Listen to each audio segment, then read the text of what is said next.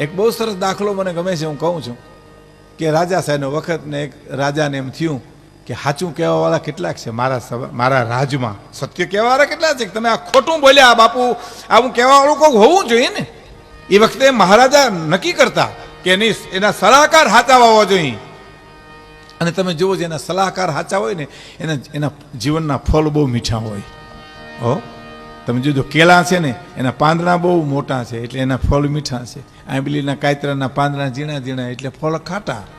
જેના સલાહકાર નાના હૃદયના હોય ને એના ફળ ખાટા હોય, અને જેના સલાહકાર વિશાળ દિલના હોય ને એના ફળ બહુ મીઠા હોય. ગાયકવાડ સરકારનો દાખલો જુઓ.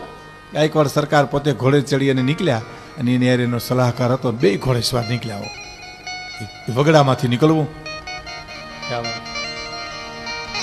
એક બાઈ છાણા વીણીને ઊભી હતી કેળાને કાંઠે કે કોક આવે તો છાણનો હુંડલો ચડાવે. હવે ગાયકવાડ સરકારને ત્યાંથી નીકળવું અને બાઈને કેવું, એ ઓળખે નહીં ગાયકવાડ સરકાર છે. પૂછ્યું, એ ભાઈ મને છાણાનો હુંડલો ચડાવો. ખુદ ગાયકવાડ સરકાર નીચે ઉતર્યા. સાહેબ, આ વડોદરાનો ઇતિહાસ છે. નીચે ઉતર્યા, હુંડલો ચડાવ્યો, પાછા ઘોડેસવારી કરી. તો એનો સલાહકાર દાંત મીંડો કાઢવા, પણ દાંત એવો મીંડો કાઢવા કે ગાયકવાડ સરકારને શંકા પડી, કેમ તને દાંત આવે? કે ના બાબુ મને આ વસ્તુ તો કે નહીં, મને વાત કરે. હું ગાયકવાડ સરકાર હેઠો ઉતરીને હુંડલો છાણનો ચડાવ્યો, એમાં મારી નાનમ લાગી, એમાં તને દાંત આવે? કે ના ના. તો સાચું કે સાચું કહું બાપુ? તો હા, તમારાથી હુંડલા ચડાવાય નહીં, તમારે તો હુંડલા ઉતારાય એના. તમે તો ગાયકવાડ સરકાર છો, તમે એની ગરીબાઈ હાવ માથે મૂકો છો ઉપાડીને. એના કરતા તમે હુંડલાને ઠેબું મારી શકો. ધારો તો કે વિધવા બાઈના છોકરા મોટા ન થાય ત્યાં સુધી રાજ બધો ખર્ચો આપશે. અને ખરેખર એને હુકમ કર્યો કે બાઈ વિધવા છે, એના બાળકો મોટા થઈ જાય ત્યાં સુધી તમામ ખર્ચ રાજ આપશે.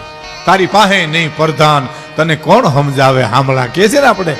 હે ધીંગાને આપસ ધાન, રાકાથી રૂઠો ફરે, પણ તારી પાસે નહીં પ્રધાન, તને કોણ સમજાવે હામળા. સાચું કહેવા વાળો જોઈ ભાઈઓ.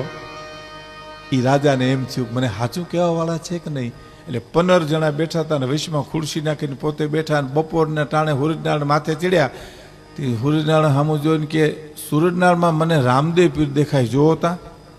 તો થયા એક પછી એક ઊભા. હા બાપુ ઈ રહ્યા, લીલો નેજો રણજાના રાય જ છે, બે જાઓ તમે જોવો તા. બીજો, હા બાપુ ઈ રહ્યો, હાથમાં ભાલું, એ રણજાના રાય રહ્યા.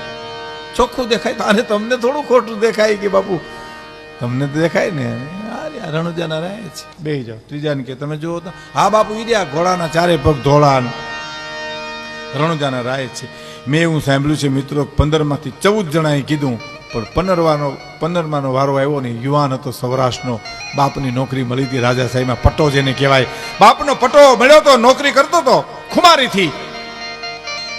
એને કીધું કે મને સૂરજનારાયણ દેખાય, એમાં બીજું કાંઈ દેખાતું નથી. એ જ ક્ષણે સહજ રીતે યુવાન બોલી ગયો, સૂરજનારાયણ દેખાય છે, બીજું કાંઈ નથી દેખાતું. ત્યાં તો ઓલા 14 ઉપડ્યા, હો અમને દેખાય, બાપુને દેખાય, તને નથી દેખાતું ખોટારા, તું મરે ક્યાંય, અમને મારે ક્યાં? કે ભાઈ નથી દેખાતું મને. એ વખતના રાજાએ આકરા શબ્દમાં કીધું, જમાદાર જરા સારી રીતે જુઓ, મને દેખાય, આ 14 જણાને દેખાય, તમને નથી દેખાતું? અને એ વખતે યુવાન બોલ્યો છે, બાપુ હું તો યુવાન માણસ છું, આ 14 ને તો અવસ્થા આંબી ગઈ છે, એને નેજા માંડવા પડે, આંખું ખેંચવી પડે. મને ચોખ્ખું દેખાય છે સૂરજનારાયણ, એમાં મને નથી કાંઈ રામદેવ પીર દેખાતા, નથી બીજું કાંઈ દેખાતું. એમાં 14માંથી એક જણો બોલ્યો, બાપુ આનો બાપે આવો ખુશરો હતો. જોયું, એના એ દીકરા એવા જ હોય ને, લ્યો નકર તમને દેખાય, અમને દેખાય, એને નથી ખોટારાને દેખાતું. એ બાપના સામે વાત ગઈ, અને યુવાનના રૂવાડા સમ સમ સમ સમ સમ બેઠા થઈ ગયા. અને કમરમાંથી પટ્ટો છોડીને દરબારને કીધું કે લે દરબાર, તારી નોકરી મારું પેટ નહીં ભરાય તેથી હું ફોડી નાખીશ. હે કે મારું પેટ નહીં ભરાય તેથી હું ફોડી નાખીશ, ગરીબ ગુજરાન કરી મારી જિંદગી ગુજારીશ.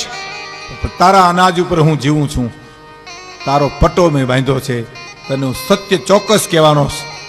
મને રામદેવ પીર નથી દેખાતા, નથી દેખાતા, નથી દેખાતા. અને દરબારે એ વખતના રાજાએ કીધું, જમાદાર આ પટ્ટો બાંધી લ્યો અને 14ના પટ્ટા ખેંચી લ્યો અટાણે ને અટાણે. હે કે આ 14ના પટ્ટા ખેંચી લ્યો અટાણે ને અટાણે, આમ જ કઢી સટાવે અમારા હુડ કાઢ્યા છે. હે બાપુને દેખાય એટલું અમને દેખાય.